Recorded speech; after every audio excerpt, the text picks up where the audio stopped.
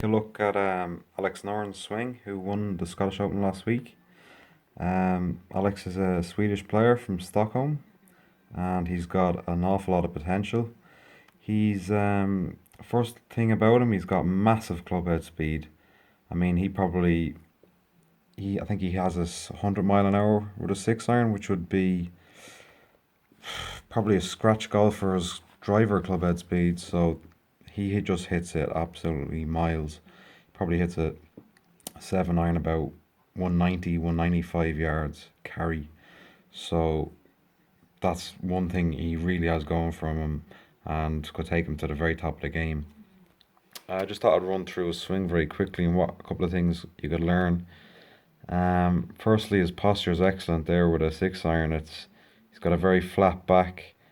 You don't see too many uh, amateurs with a flat back like that. They always seem to have a hunched over look, more rounded back.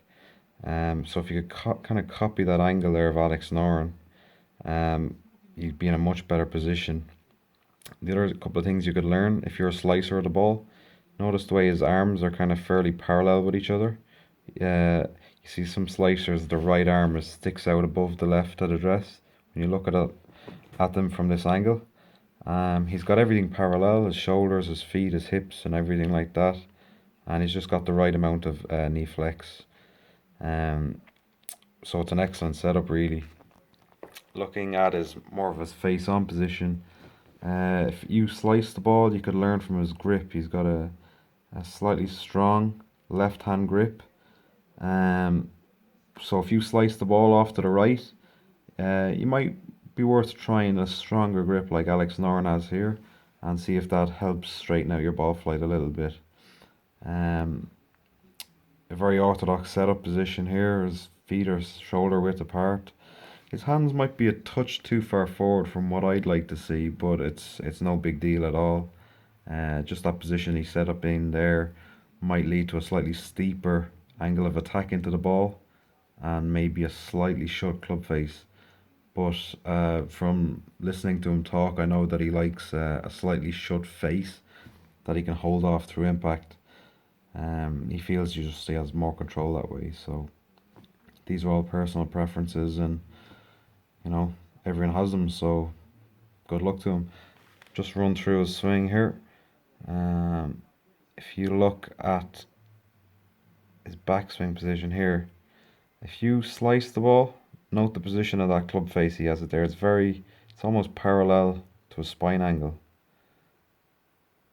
Modern coaching tends to have the club face more shut in this position than what they used to teach maybe 15 years ago. They used to teach a toe up position up towards the sky, but I think a lot of coaches felt that this was a little bit too open, and that to square the face at impact again, you'd have to use a lot of excess forearm rotation, which might lead to some inconsistencies. So modern coaching tends to favour more of this position of the club face, so you can have more passive hands through the ball, which Alex certainly does, as I'll demonstrate when I bring him back to the impact position. Again, this is another good position here. The shaft of the club is bang on plane, points right down to the golf ball.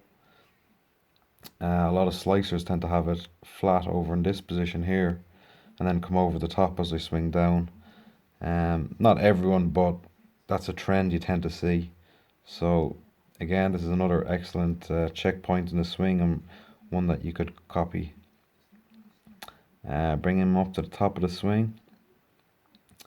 I know Alex doesn't like the fact that he overswings the club. He goes past parallel, and this is with a 6 iron, so I'll just show him on the other angle here.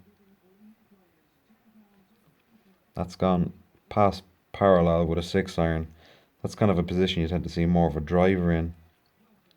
And I know he's been working hard trying to shorten that up.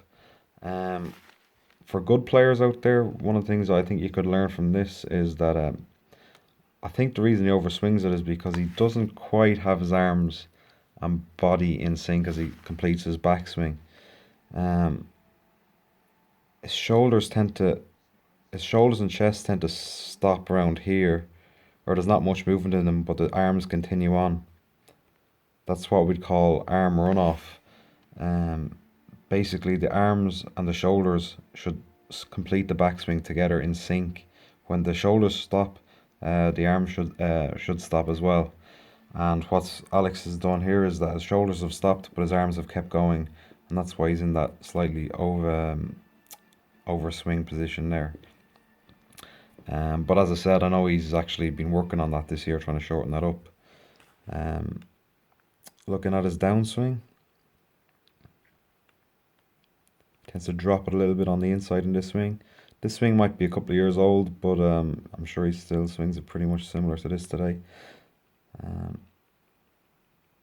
Comes in from the inside, which all you slicers could learn about. Takes a slight divot, and he swings left through the ball quite a lot. So that's a slight anti-hook move there. It's like Ben Hogan used to do back in the 60s, 50s and 60s. If you hook the ball, you want to feel like you kind of swing left through the ball and have your through swing. Just to show you now, if I draw a line up through the golf club there, you will find that that's under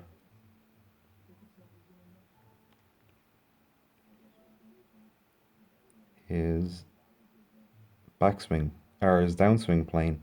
Well, it's very similar, it's almost identical, but it's a little bit under, which means that his swing is fairly symmetrical, but his through swing is a touch under his downswing plane. A lot of good players say like 4-3-4, 1-2-3-4 handicap.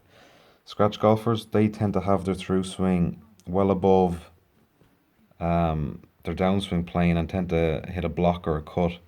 So that's something you could look for, trying to match your through swing to your downswing. As you can see also, he's very passive hands through the ball. He swings left, but that club face is not wrapping over. You see some players, the toe of the club really wraps over the heel and using a lot of hand action. But Alex is having very passive hands there, and has a very good balanced finish. Looking at it again from this angle here.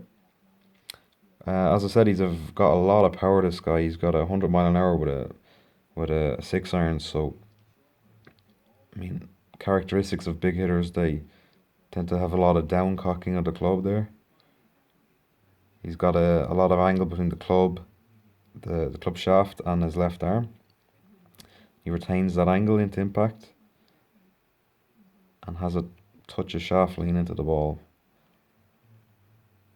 Takes a slight divot, and as I said, he has very passive hands, so you don't see a huge amount of wrapping over of the hands through the ball. Like I said at the start of the video there, he likes to feel like his club face is a touch shut and just stands up through the ball to hold it square. That's just how he feels comfortable playing. So, as I said, good luck to him. Again, very balanced finish there. And he's got a really bright future. I think he could end up playing Ryder Cup either this year or certainly in a couple of years' time.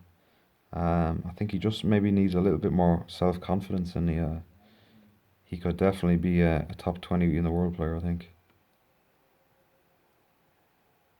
Another thing you can note there, he really retains his angles well at impact. His spine angle is similar to what it was at address. His head remains up against the line that if I drew at a address there. He's really covering the ball well there. And I suppose one more little thing you could learn is that he's got an alignment club down, or alignment stick down at impact between the ball and his feet there. So when you're practicing, make sure you know where you're lined up all the time. Just breeds consistency, and it helps keep an eye on your setup, because a lot of errors can creep in from the setup position. Alright, just finishing off there now. That's Alex Noren's swing. Worth an outside bet for this week's British Open. Worth an each way bet in my opinion. All right, thanks a lot.